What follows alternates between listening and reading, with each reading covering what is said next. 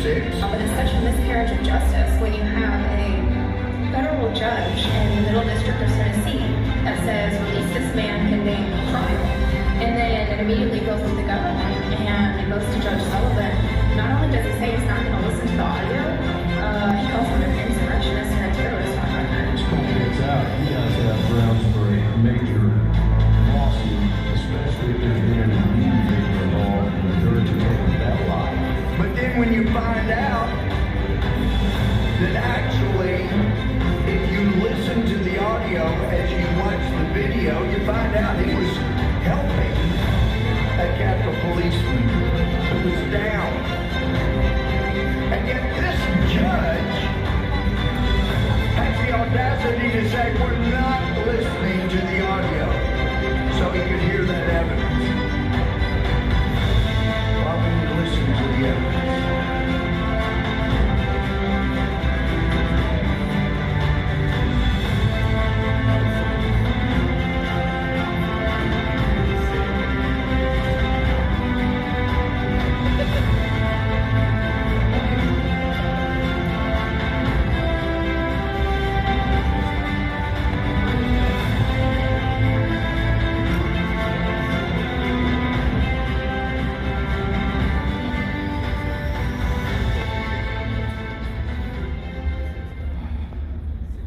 How is everyone? Hey. I just want to say thank you to Courtney Turner and C.A.U.S.E for having us out. The January 6th movement. That's exactly what it is. It's a movement. You're welcome, Glory. We need patriots across the Now, country. if I could just get my gimbal to work. I'm going to show a video in just a minute of my husband. He's actually from here. He was a sheriff's deputy in Williamson County. I want to know where Dusty Rhodes is. That's the sheriff of this county. I want to know where the attorney general is for the state of Tennessee.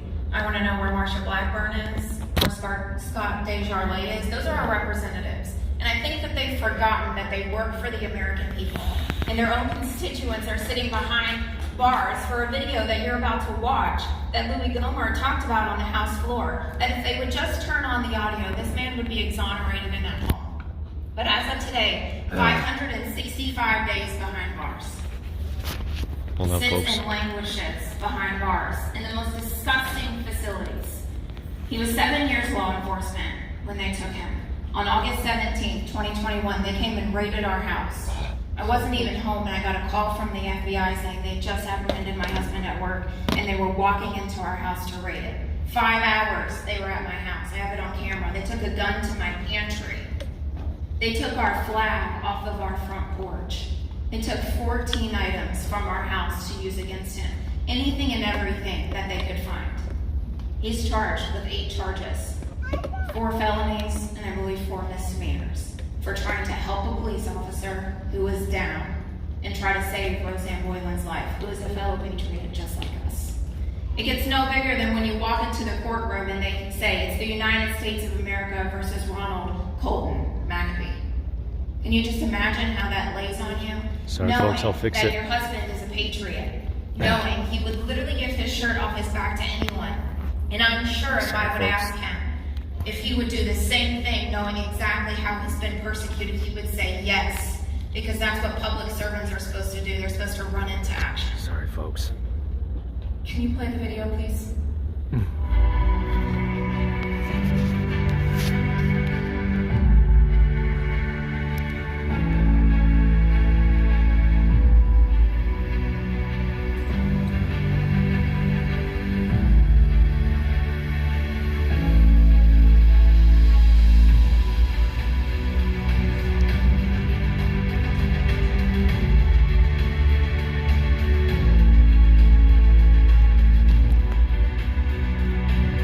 What's up, Dale?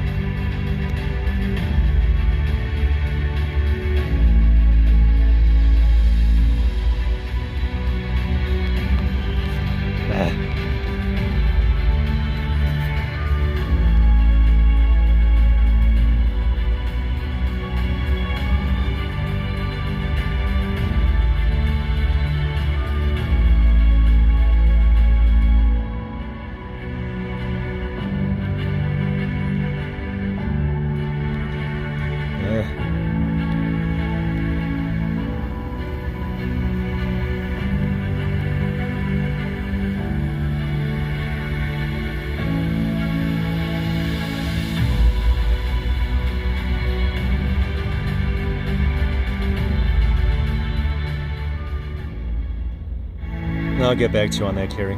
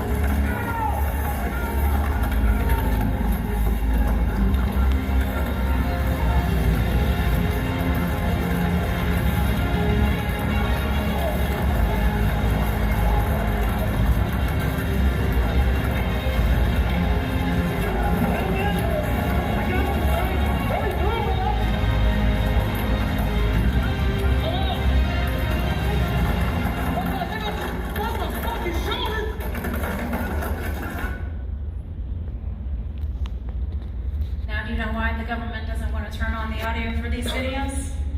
Is that the kind of person that you want protecting you in the community? Because he ran into action when he was watching a woman being murdered by who's supposed to be his own.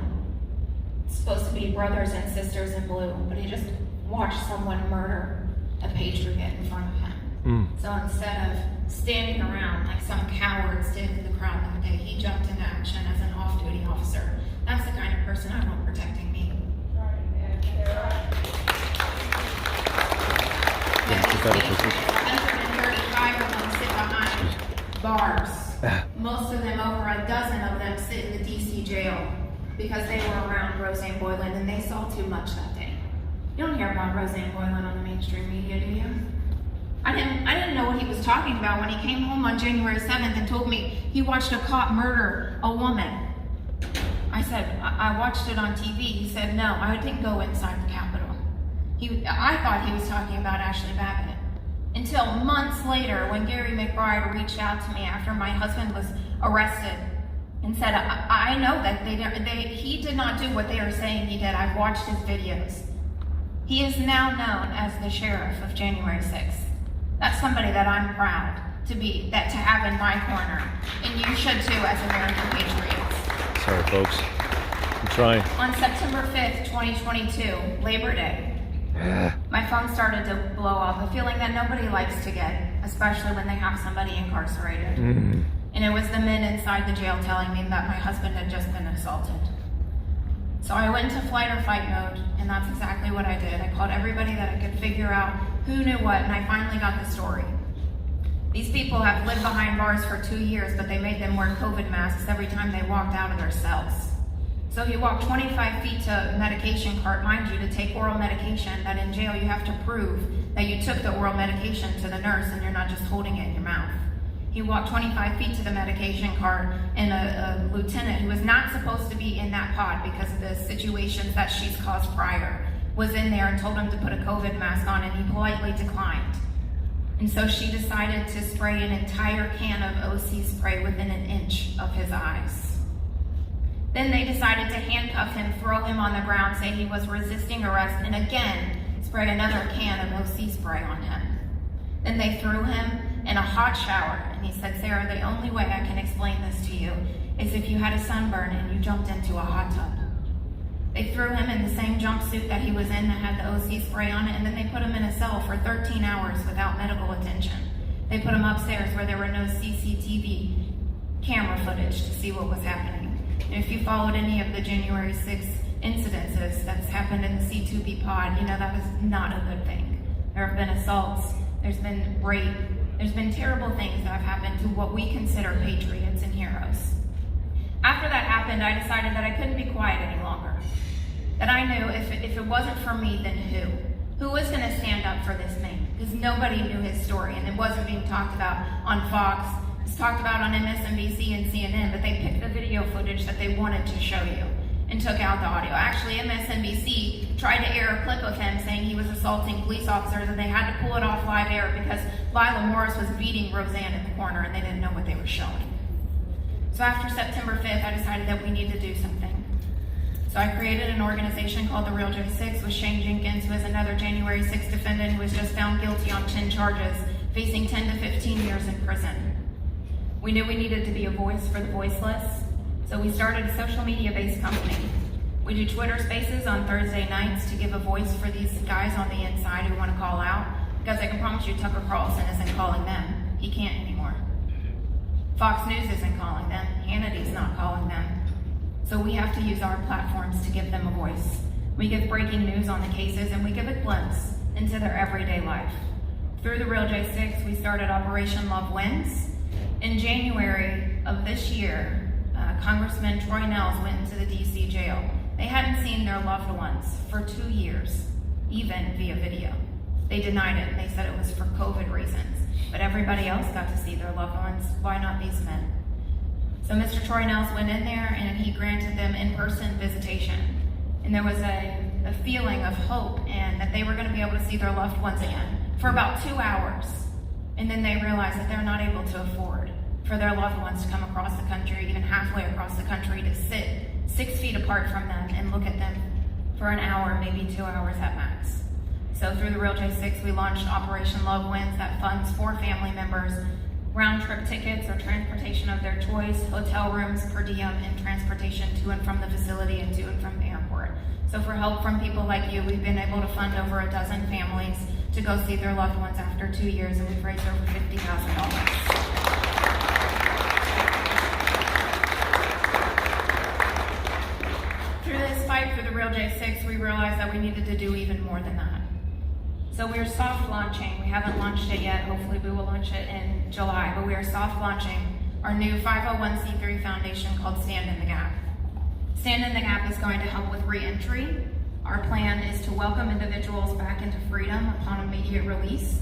We want to provide them transportation, clothing, a nutritious meal, and give them a re-entry care package. With my husband being law enforcement, he worked in the Tennessee State Prison System. And I know that when these men get out from the Tennessee State Prison System, they get $75, blue jeans, and a white t-shirt, and maybe a bus ticket. How can you ever get your life back on track if you don't have anybody out here helping you? So we know that re-entry is a big thing. We want to partner with local churches and organizations like American Patriot Relief and everybody's individual communities, because this isn't just subject to one section of this country. There has been J6ers in every state across this country, and they're being housed across the nation. So we need to make sure that we partner with local patriots that are willing to give them a job and give them a chance. We want to meet their mid to long-term needs such as housing, transportation, employment, education, and spiritual needs. We also want to meet their specific needs on an individual case-by-case basis in regards to dental work, medical care, behavioral health, tattoo removal, and substance abuse. We also realize I've spent over $150,000 since my husband has been incarcerated. We know that we need to give emergency funding for living expenses, both on the inside and the outside. Every time my husband's been moved, he's been moved 7 times. If you look it up on Google, it's called diesel therapy. It's a very real thing. And what they do is they move you from facility to facility, so you have to start over every single time. It's a form of punishment in the U.S. In the U.S., you look it up, it's not really in other countries, but in the U.S., it's a form of punishment. Every time he's been moved, he has to leave everything. He literally just goes with underwear and a jumpsuit.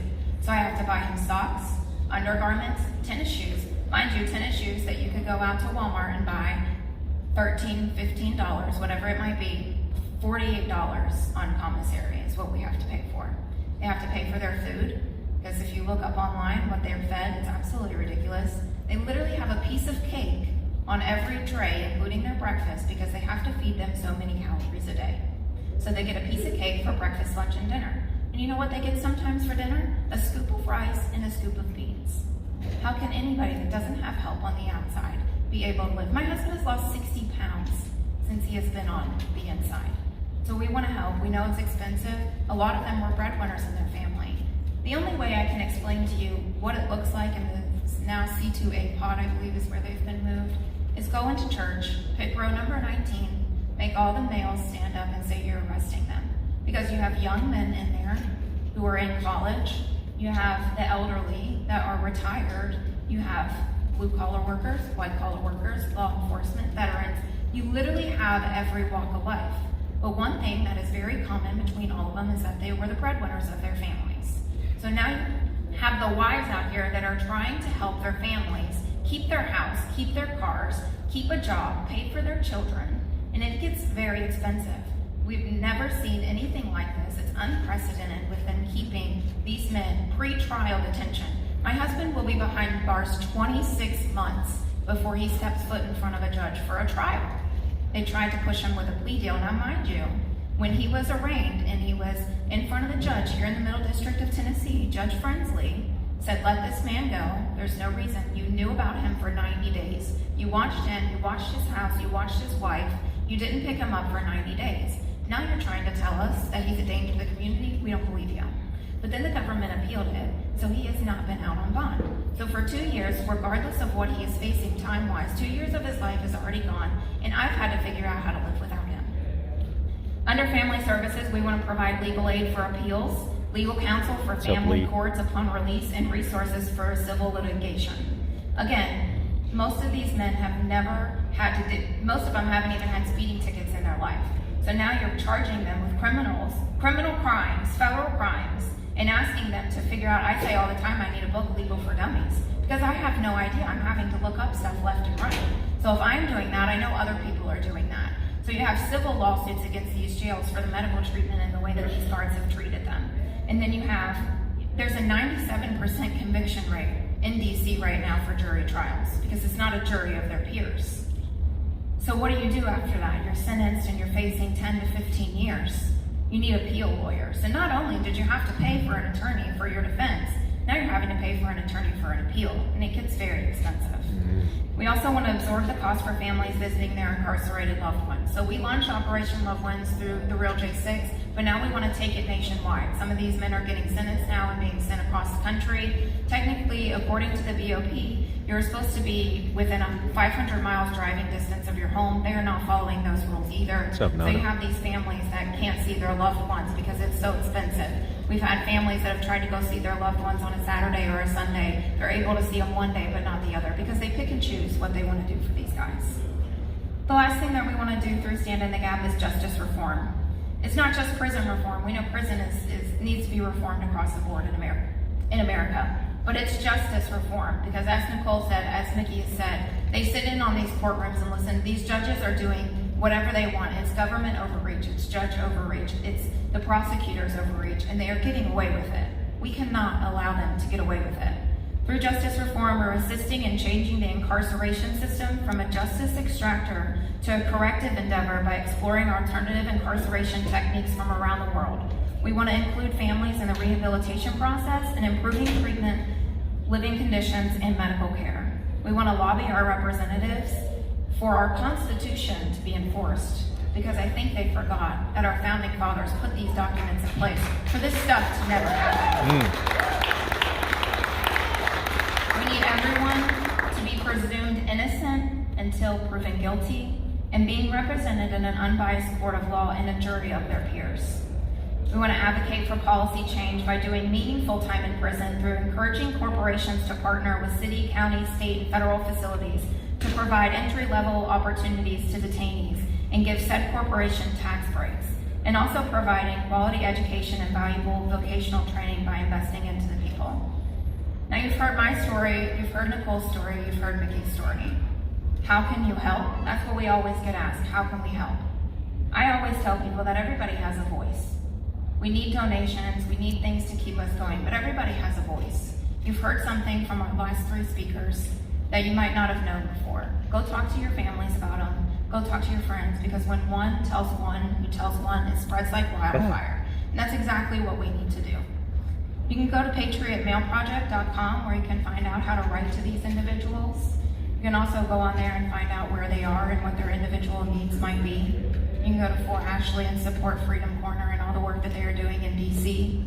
You can go to Stand in the Gap and support our movement and our organization. Here today, how you can help, we've had a lovely gentleman who has come alongside of us in the last 6 months and has partnered with us. We have Make Honey Great Again, and part of the proceeds go to help the J6ers and their families.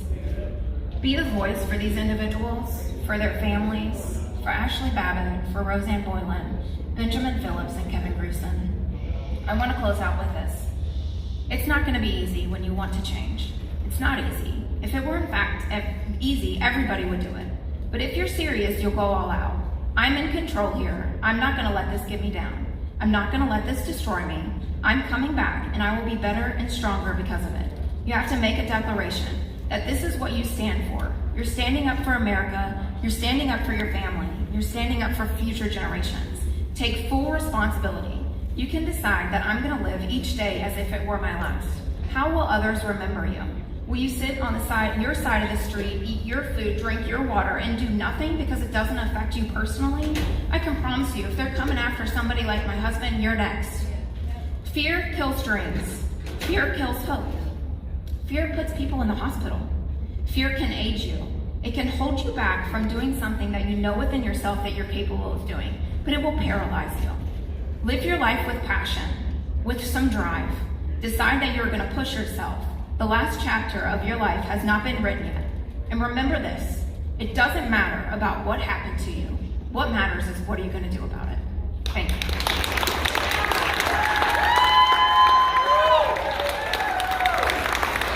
Oops. Sorry about that, folks.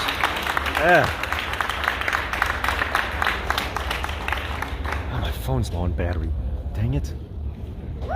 Sorry. Excuse me. Oh, excuse me.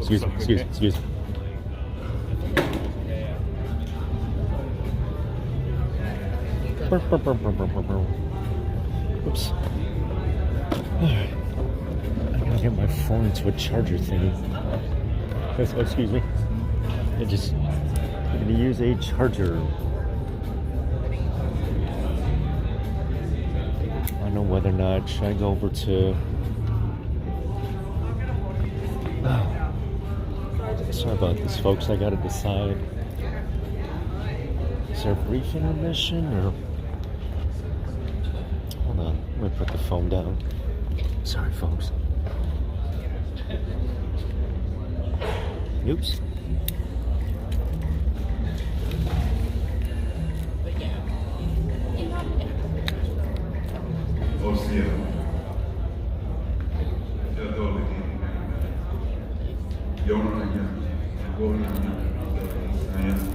So I'll get back with you folks. I